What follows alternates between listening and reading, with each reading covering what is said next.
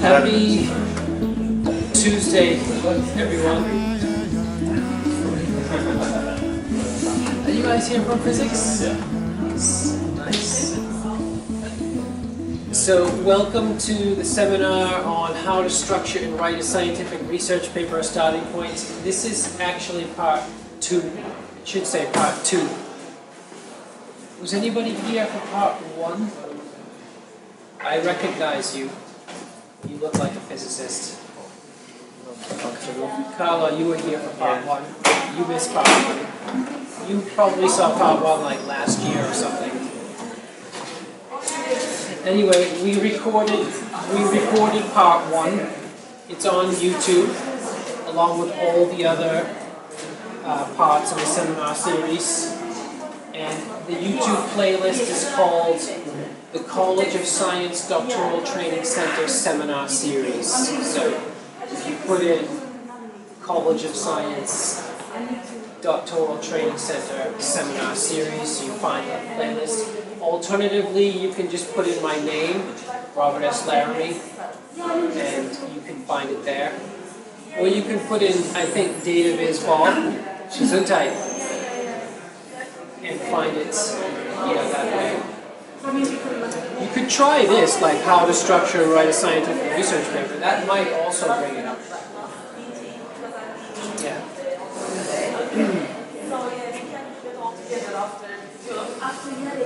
And this is part 2 because the slides and the material don't fit into 1 hour. Very intense conversation. And so rather than trying to rush it and squeeze it into 1 hour, we just relaxed it a little bit and take 2 hours instead, or whatever the amount of time that's actually necessary, rather than trying to rush it. So since part 1 was 2 months ago, I will just briefly mention part 1, which was the first 10 slides. Anybody remember? This is just meant to serve as a starting point. Maybe you've never written a scientific research paper before, or maybe you have, but you're still not sure how to do it. And it's hard to start. It's difficult to start. That's the most difficult thing. And that's what this is about. Like, how do you start writing your scientific research paper? And these are the topics that are covered in the 2 parts, right? How to write an abstract, how to write an introduction, how to write the related work section, and then that's what we talked about last time. Essentially, we talked about the top half. We talked about the abstract, how to write the introduction. We talked about paper titles. Not many people actually think about paper titles, actually. Like how to plan your time. How long does it take? We talked a little bit about LaTeX, and then we talked about the related work section, how that works, like how do you do your searching. And then the second half, which this is what we're going to focus on today, is the bottom half, essentially. So there are lots of things. Oh, right, it keeps going. See, now you know why it doesn't fit in 1 hour. So we'll talk a little bit about implementation and results and performance analysis and things like that. Something called the red thread, which is very important, which when I tried to compress it into 1 hour, I never got to talk about the red thread properly. And then some other things, application papers, conclusions, future work, and acknowledgements. There's actually kind of a lot of things in there. There are lots of topics in there, actually. And it's actually quite a lot of information. So I'm not going to talk about how to write an abstract again, because we talked about that last time. It takes some time, but it's recorded, and you're welcome to have a look. We'll never finish if I do. I won't talk about how to write the introduction. I did that last time, and we'll just just know that that's what we talked about last time for a long time. Like, it took me 10 minutes to discuss how to write each one of those things. And I spent a few minutes discussing what contributions are and examples of contributions, because your research paper represents a contribution to science, right? What is your contribution? And so we talked about that as one of the focus topics last time. We talked about paper titles, which people don't think about very much, how to plan the time, and those sorts of things. We talked about the related work section, what goes into the related work section, how to write a related work section. And we talked about, I think we talked about literature search methodologies, like where to look for related literature, all sorts of topics, all very important. And that's where we stopped. We stopped at the literature search methodology. So we talked about those things, just the introduction, for about 1 hour last time, if anybody can remember. We also talked about one thing that's not covered in the slides, and it's the why. Like, why we publish research papers, and like, what's the point, and that sort of thing. That's not covered in the slides, but we discussed it. You might actually wonder, like, why do we publish research papers? And that's a topic we discussed last time. Are there any, like, questions or comments so far of any of that stuff from last time? No burning questions that we didn't answer last time? So you have an abstract, you have an introduction. You can imagine writing that paper. You have a related work section. You can imagine all 3 of these sections now. And those are the beginning. But you can also imagine the main section, which is the method section. The method section is going to have different names depending on what you're doing. But it's the section that describes what you did for a year. Right, you did something probably for a year, and that's what this section is about. In bioscience, you might have conducted an experiment. Right, this might be called like the experimental section. Same with physics, you might have conducted an experiment for 6 months or a year. In computer science, this would be called an implementation section if you're developing software. If you're a mathematician or a theoretical computer scientist, this one might be called the computational model. If you're in mathematics, you might call this a proof as well. Some mathematicians are presenting proofs. If you're in geography, this might be some case studies or a collection of evidence. That's very, very common in geography. I don't think we have anybody from geography. In physics, you have the theory side and you have the experimental side, so it's going to change depending on which side. Are you guys in the theory or the experimental? Experimental. Yeah. So in your case, it's going to be a description of the experiment that you performed. That's what we mean by method. In some cases, it is going to be called the method section. We will keep that name. This is kind of the main focus, and it presents an idealized model or process by which your method works. So the whole purpose is to describe 2 things, like what you did, but you want to supply the information that's required such that everyone else can do it too. So you're trying to describe a process or an experiment or a method that everybody can reproduce. That is the ideal goal. Now, when you pick up a scientific research paper and you read them, it doesn't feel like that's the goal sometimes. But that is the theory. What is truth, right? It gets back to this question, what is truth?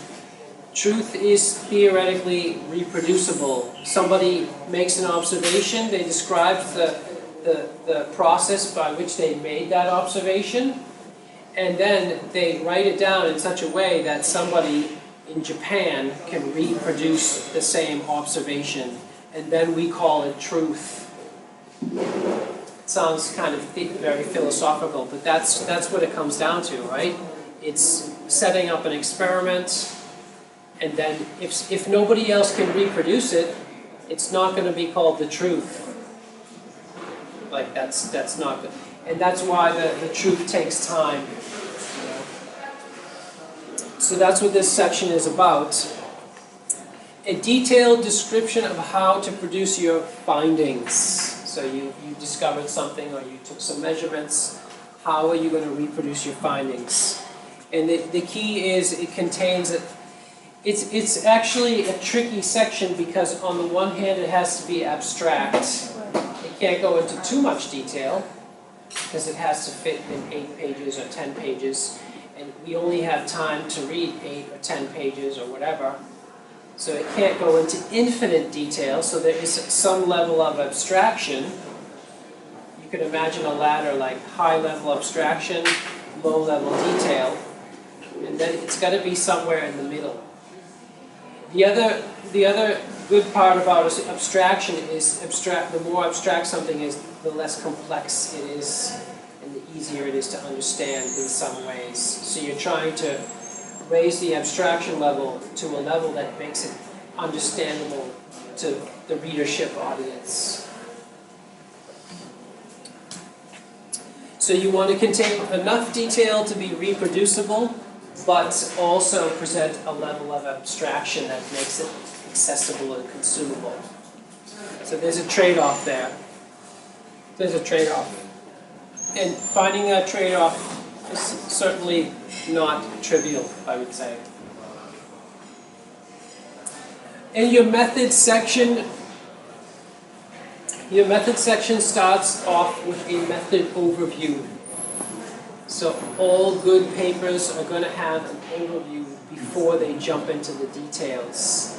Now, that doesn't mean all scientific research papers have a method overview, but the good ones do, the best ones do. Like, you want to strive to have that.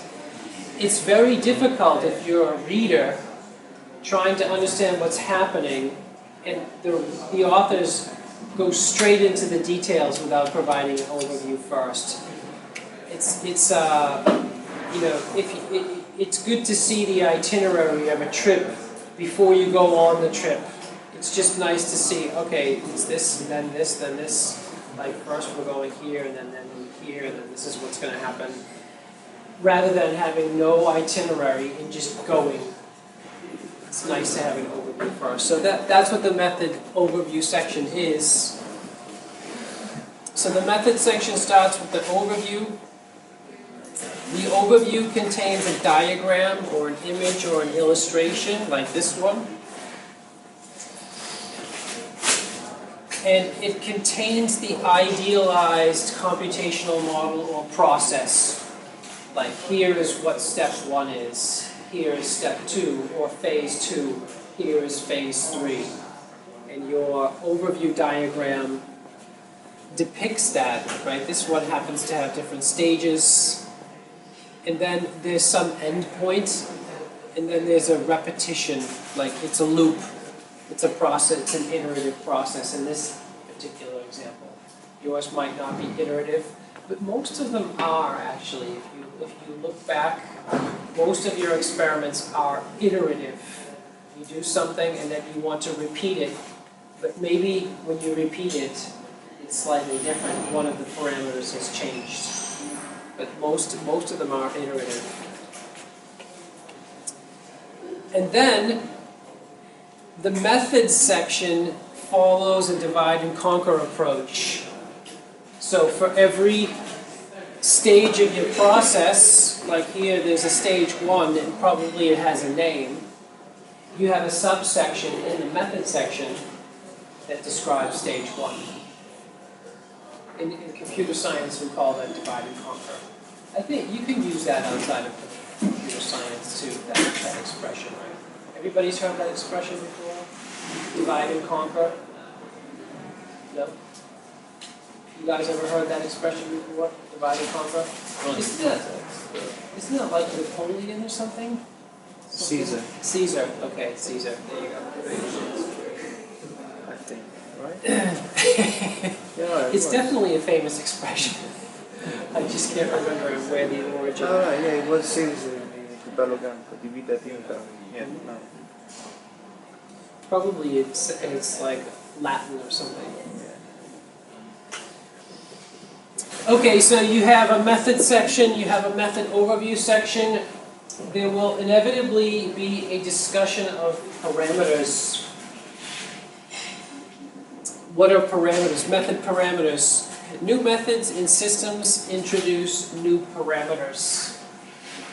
You could also call those variables. Right?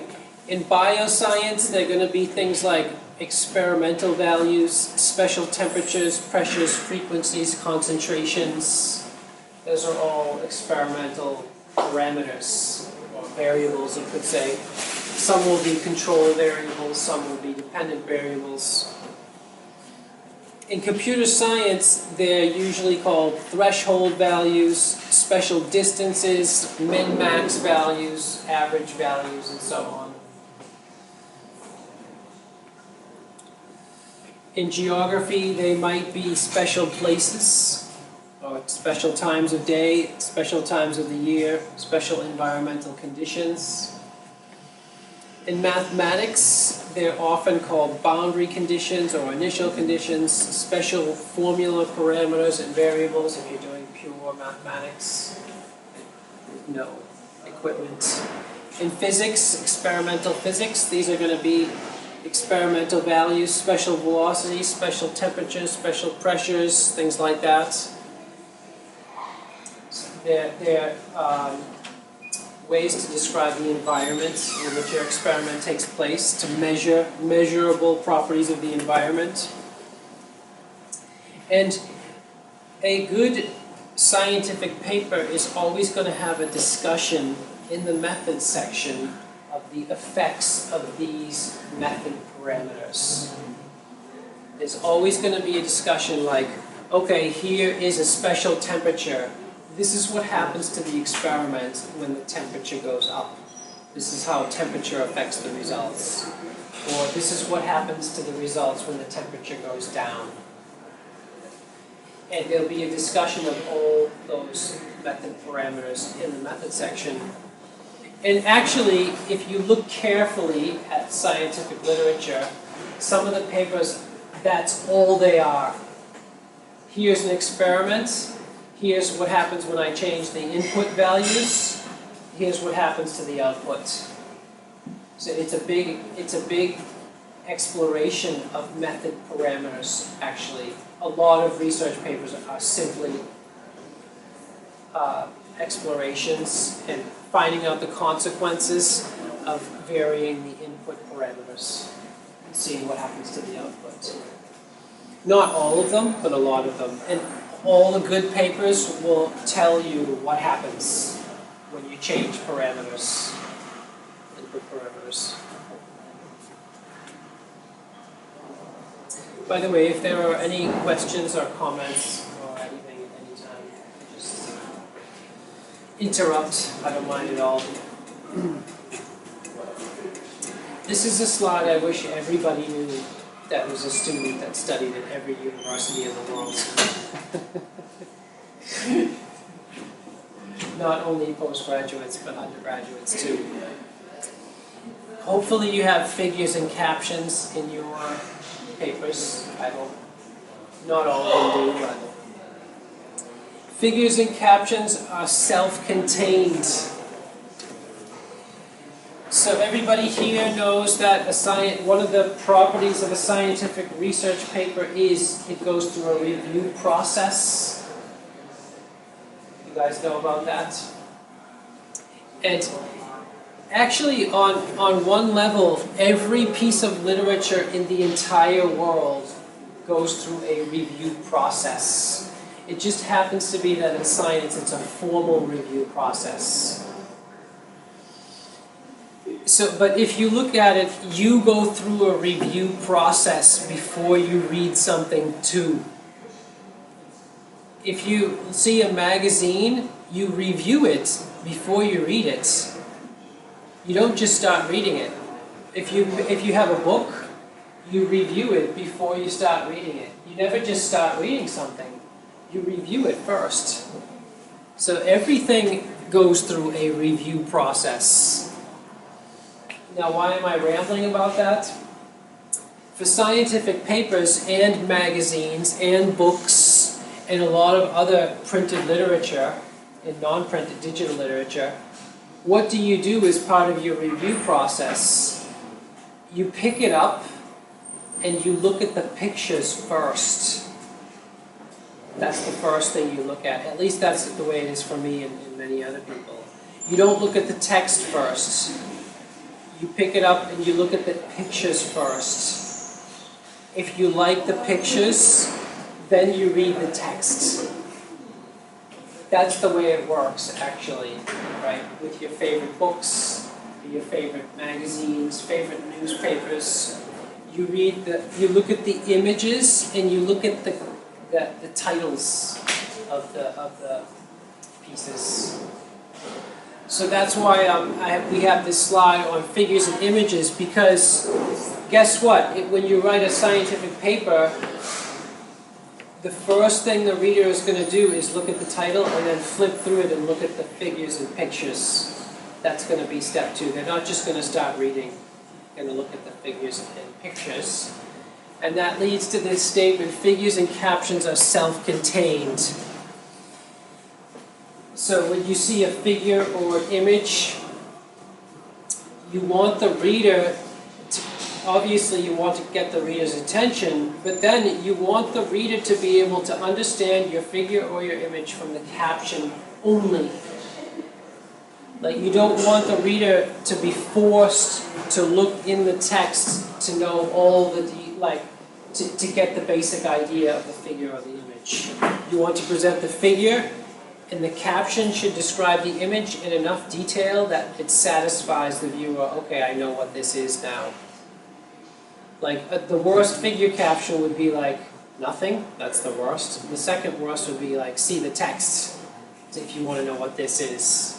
There should be a statement in there that says, this is what that image is. This is like the photograph I took just as I woke up, or something like that. You can understand that photograph from that caption. Does that make sense? A lot of people don't follow this rule, and it makes me really, really sad. Like, the world would be such a great place, a better place, if everybody followed this rule. But the good scientific papers follow this rule for sure. So, readers and reviewers and yourself, just think of your own life too.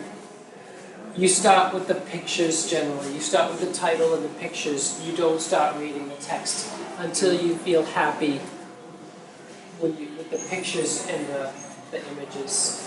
Like, has anybody here ever picked up a book or something like that, and then there are no pictures or anything, and then you're like, oh, that's too bad. Like, I wish there were pictures.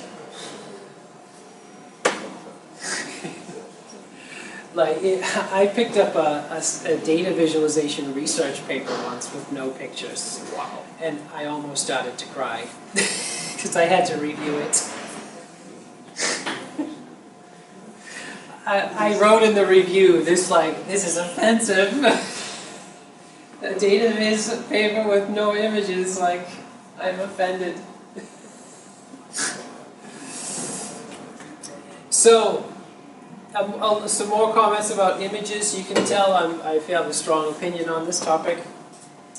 Images that show a new pattern, behavior, or observation are very good.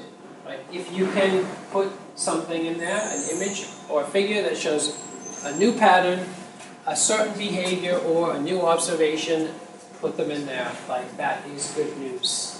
Those are the ones you're looking for. Images that illustrate parameter space are also very good. So that discussion of parameters. Pedagogic figures, like the method overview diagram, are also very good. That help the reader understand what's happening as part of your experiment. And I just put a note in there, like I get a lot of people asking me, what programs can I use to draw figures? I just have written down Xfig and Inkscape. There are two programs that are free that let you draw figures. I'm sure you guys know about more. Like, do you guys know? GIMP is another one, yes. Any others to draw figures? What do you use, Dylan? GIMP. GIMP, yeah. Paint. What is it? Paint. Paint? Paint. Paint. Windows Paint. Yeah. Yeah, you can try to use Paint. That's it. I 3D used if you want to be modern. I used Xfig to draw the this one. I'm pretty sure I used Xfig.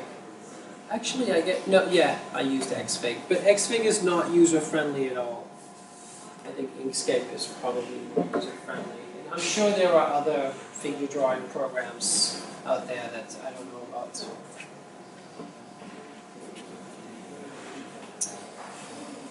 Okay, so you have now an abstract, an introduction, a related work section, a method section. This is an optional section of a research paper. Those are four non-optional sections. Like, they have to be there. You can't not have them. This one is an optional. Sometimes you have a method section. It's got the core. And then there are optional enhancements to that method that are available to improve whatever it is that process is that you just described. They're not critical, they're optional enhancements or extensions. So enhancements describe things that can be done to improve or extend the output of the basic method. It's sort of like, okay, you've already invested £1 million and you've got these results, but you can invest like 10 more pounds and get double the results. In some ways, you can think, that's some analogy. Just going a little bit further can make things even nicer. And another aspect of enhancements or extensions sometimes is this special handling. Like, sometimes something goes wrong in an unexpected way and it doesn't fit in the model very well, but you want to let readers know about it. This is usually either software specific to a piece of software, like version 7.4 of this software happens to crash when you do this. Therefore, we upgrade it to, version 7.5. Like, that's a special case. It doesn't really fit in the general model because a lot of people won't be using that software anyways. You might want to mention it just because it caused you problems.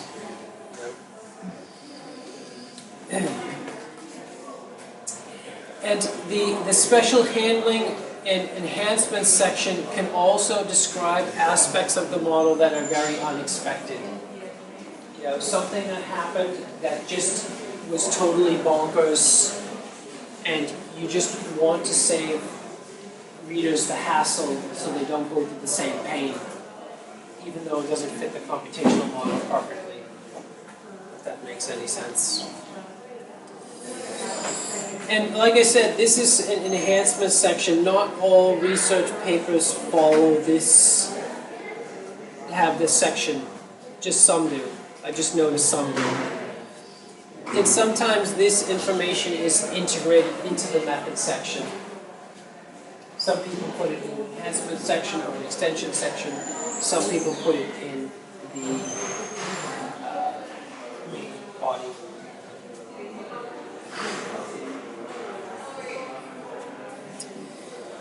Okay, your all your scientific research papers have some sort of results section. Like this is what you're trying to report actually. Like we have some results. After all of our money and time and work, we output some results. So you have to have this section. For some disciplines, you might focus on performance, like how quickly did you get your results, and what are your results. In some disciplines, these will be separated. In computer science, they're typically together, like how quickly did you get your results, and how did you get your results. But for other disciplines, it might be not so important. But a lot of scientific papers are just taking a previously existing process and speeding it up, like doubling the speed, or tripling the speed, or getting 10 times the speed. So if you can just take an existing process and speed it up, that's worth a paper. Like that's worth publishing. If you can take somebody else's process and cut the time in half, that's great news. It's really great news. So performance is often a focus in performance and results section, but it might not be. Your results section should show some nice, hopefully nice images. For physics, it might be some amazing graphs, right? But your results should somehow be depicted in some image or picture, a very nice image or a very nice picture, right? Or both. Right? You don't want to have just text. If your research paper involves data, then you want to show the pictures of the data you used, right? You want to generate pictures. Not all, but a lot of scientific research papers involve or hinge around data. Right? You want to show the nicest pictures of your data that you can, and you don't forget to include a description of the data. Where did it come from? What's the resolution? Did you produce it yourself, or did somebody else produce it? Like, what are the properties and characteristics of the data? I think that's pretty obvious, but some people forget it anyways. And by the way, if your results section, it does focus on performance somehow, or how long something takes.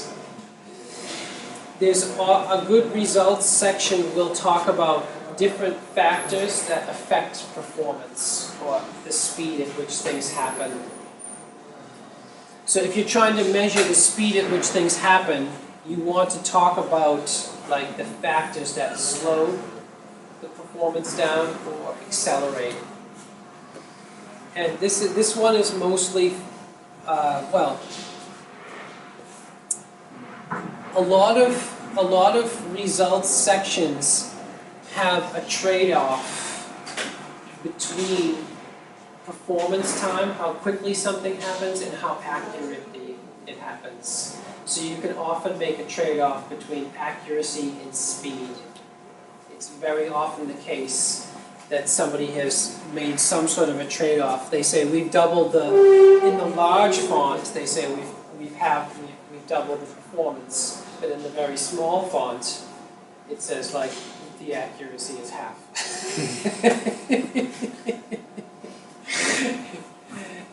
So like that's a very common theme. Other common themes are we've increased the speed, but the cost of the equipment that's necessary has doubled. Like there are almost always some trade-offs. Obviously, the big winners are the ones that actually perform better, but at the same cost and with the same accuracy and the same equipment and all that stuff. But you, like most performances analysis, have trade-offs between accuracy, memory, equipment cost, and speed. If you look carefully at any results, there's always something going on there in terms of trade-off. In computer science, it's very, very common to increase speed, but also increase memory, the memory consumption that the computer needs. Like, that's a very common trade-off. And I think everybody knows equipment cost versus accuracy and speed. I think everybody can agree that that's a very common trade-off. And a lot of papers, by the way, a lot of scientific papers are simply a new piece of equipment has come out, like, I don't know, some special manufacturer, IBM or something, releases a new piece of equipment. It's cheaper and it's faster, new microchips or something, and then there's a race to see who can use it the fastest and publish their papers first. Like, it's just, oh, here's a new piece of equipment. Let's see if we can conduct science on this new piece of equipment even better and faster than before. And for some people, it's a competition. Like, in the world of high-performance computing, that's a little bit of a competition. Like, a new high-performance computing machine comes out and people want to rerun their high-performance computing programs faster and see if they can publish results faster than previously. And one other note, a good performance analysis shows the limits. Like, where does your method break? Like, in terms of when does it not work anymore? Like, is there a special data set size that breaks your method? Is there a special temperature at which everything breaks down? Is there a special location in which everything stops working? Like, under what conditions does it break? Like, what are the limits of your method? The best science will expose that. Of course, there are lots of scientific papers that don't expose that, but like, the best ones will talk about the limits as well. Okay, the red thread. This is a good slide. So you have the abstract, the introduction, the related work section, the method section, and the results section. A lot of people, when they write a paper, forget the connection between those different sections. It's very easy to forget that those sections are connected. Like, you're working on some experiment or some paper and it takes months or years, unfortunately. And it's easy over that long time of period to forget the red thread, so-called red thread. And that's the clear connection between the contributions which you describe in your introduction. You claim you're contributing something to science. Those contributions have to be reflected in the related work section. In other words, you're discussing related work that is making contributions that overlap or compete or are very similar to the ones you mentioned in your introduction. So that those have to be connected. And then the results section. The results sections have to back up what you stated in the related work and in the introduction sections. These three have to be connected. So for example, imagine you want to write a paper and says, I've produced a method that doubles the speed of all the previous methods until now. That's the contribution in the introduction. The related work section has to look at the previous papers that claim to double the speed or increase the speed of a process. It makes no sense to talk about the related work where the contributions focus on something else other than speed or performance. And then your evaluation has to be about speed and performance compared to the previous work. But it's easy to forget that those three things must be connected together, that those three sections, and that can be called the red thread. And I just reviewed a paper the other day that was all over the place. Like the title was one direction, the introduction was a different direction, the related work section was a different direction, and then the evaluation was a different direction. So they got lost. They got lost in their writing.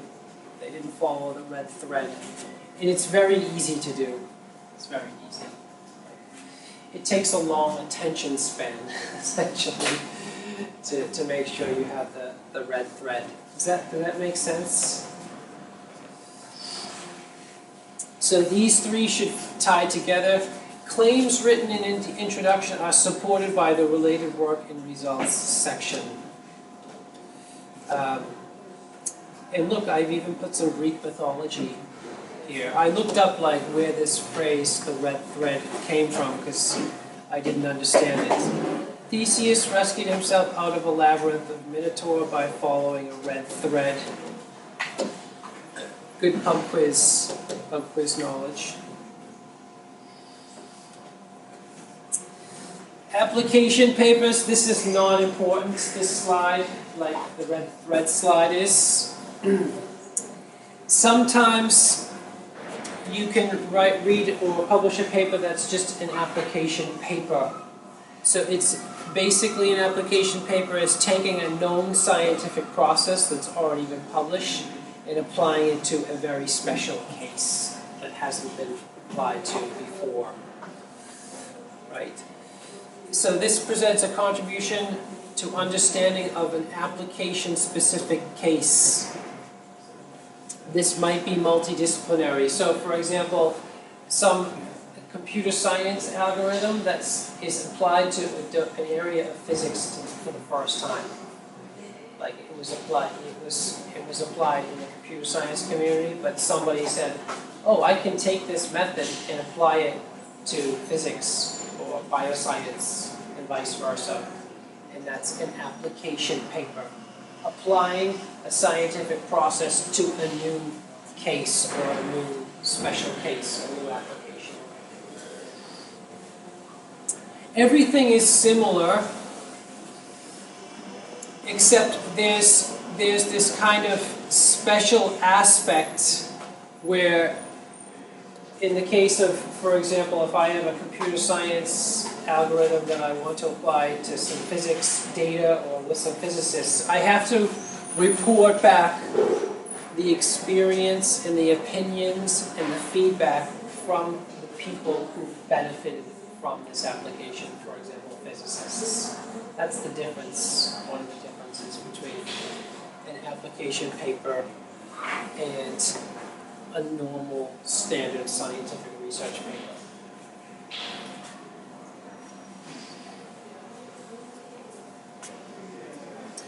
Okay, this is something that probably most people don't talk about, but your scientific research papers can be enhanced with supplementary material and supplementary movies. This is actually a very unusual topic. Like in the Viz group, it's a standard topic. But outside the Viz group, it's very unusual actually. And maybe for some of you, your supervisors have never thought of this before, or you've never talked about it. It's just never been a topic. I won't talk about it at length. I will just say that you can take your scientific research paper and enhance it and make it better and more impressive by providing a supplementary video. You can do this. It is possible, right? You can communicate a lot in a video that you cannot communicate on a sheet of paper. Anything that's moving, you can communicate in a video. Any dynamic behavior, any time-dependent behavior, you can communicate that in a video, and you cannot communicate that as well in a paper. And this is a possibility for everybody, not just computer science. Like a bioscientist can do this, a physicist can do this, a mathematician can do this. Like anybody can do this.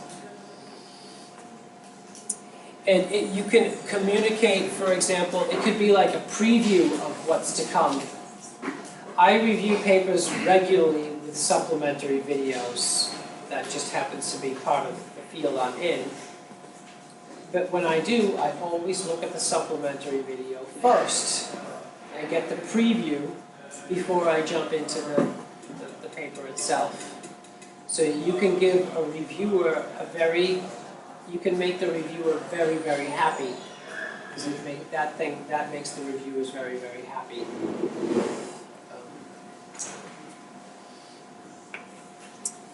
And yeah, some people will say, well, there's no possibility to submit a video with a paper. Like it's just like the submission system doesn't allow that. Well, you can always upload a video to Vimeo or YouTube, right, and put the URL in the paper itself so anybody can find it and use it. We won't go into a lot of details about that.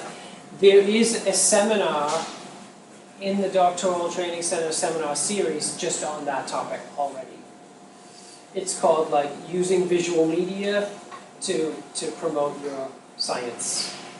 And it goes through like how to record a video, how to edit it with iMovie, a free piece of software, and then upload it to YouTube.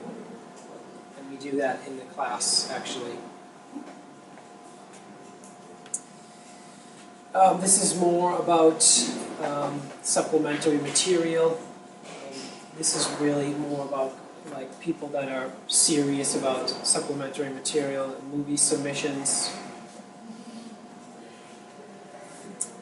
And then obviously every paper ends with the conclusions, future work, and acknowledgement sections. So conclusion summarizes the paper and re-emphasizes the novelty, the benefits and advantages of your work.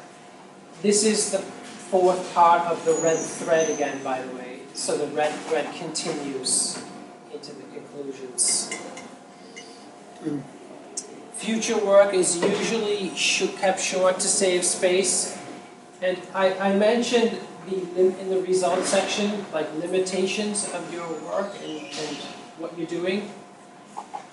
That overlaps with this. Future work is often about the limitations of your method, like where it breaks and under what circumstances does it break. And that is usually future work. Like future work, we will improve this aspect.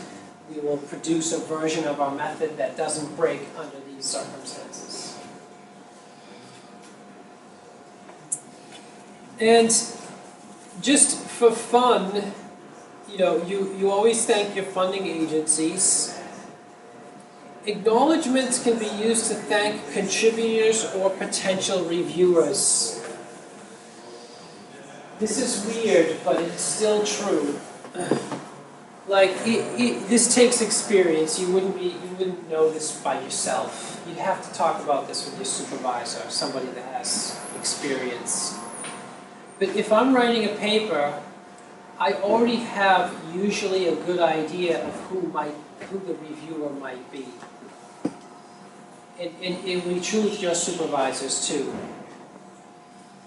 And a trick is to thank those people in the acknowledgments section. Like you can do this, and I have done this before, and it actually works sometimes. So if I think, okay, Joe Smith is the top expert in this field, there's a high likelihood that Joe Smith is going to review this paper. I can thank Joe Smith in the acknowledgments section. I can just thank him and say, I thank Joe Smith for inspiring discussions on this topic. And when he reviews it and sees his name, he's going to be like, wow, okay, like, I'm happy. Thumbs up. It happens, I've done it, and it can work. Like, it's a gamble, obviously, it's speculative, but it can happen and it can work. Yeah. I've even had reviewers come up to me, people would say, thank you for thanking me. in the acknowledgement section of your paper. Well, thank you for accepting it. I don't do it every time, and actually I forget a lot of the time, but there are some times when I remember, and then I have forgotten to do that in the last few years. You guys can remember that though. Okay, and just a quick note on proofreading. So you want to have your papers proofread by somebody that's not involved before you submit it, obviously. Somebody that's with a fresh pair of eyes for language. Don't be afraid to ask other people. Like Dylan asks his mom, this is ideal, like really ideal. Like it's perfect. I wish that I could ask my parents to just give a proofread. And I did have a friend, Dave Gretton, that was doing it for a while, and it was perfect. A fresh pair of eyes, just giving it a proofread for language errors, because you won't pick them up. Like if you've been staring at the text for too long, or for a few months, you stop seeing a lot of errors. And it's the same thing with your supervisor too. By the way, and there's this note here, references are complete and carefully proofread. Some reviewers start with the references. That is true too. Sometimes a reviewer will download a paper for review and they read the title and then they read the references, which sounds really weird actually, but it's true. And I've done this too. Like I read the title, look at the figures, and then I read the references before I start reading the text. And the reason is, one, the reviewer wants to see if you cited their work. Right? They like that. It's like, oh, did I get cited? I hope so. Like, they're talking about my topic, so they better cite me. And the other thing is like, yeah, they want to see if you know what you're doing. Like, does this person know what they're doing? Did they cite all the relevant material? A reviewer can quickly get a preview. Like, in some ways, you can look at the references and then be like, this person doesn't know what they're doing, so probably this paper isn't going to get in. You know, when you get enough experience. You know, so the point is, the references are complete and carefully proofread because a lot of reviewers are very concerned about the references. And it's also part of this academic kind of craziness that we're in because, you know, we're all looking to get our citation count increased and stuff like that. There's a lot of pressure in that aspect. It's a little bit crazy. Okay. I think that's enough for today, isn't it? Yeah, it is. Any questions or comments? I think we're all tired and great. Questions, comments? Thank you all. If you do have questions or comments, just anytime. It doesn't have to be now.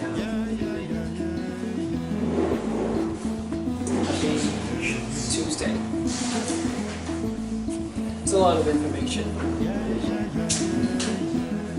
I think the lunch followed by lecture without coffee has put me out.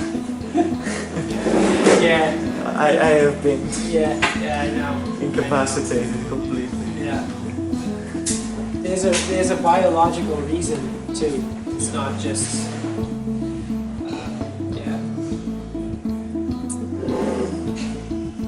Sleeping is great for you. Great for digestion, great for everything. No, it's because of your blood circulation. So some of your blood is redirected from your brain down to your digestion. So it takes away the energy from your brain. Makes sense.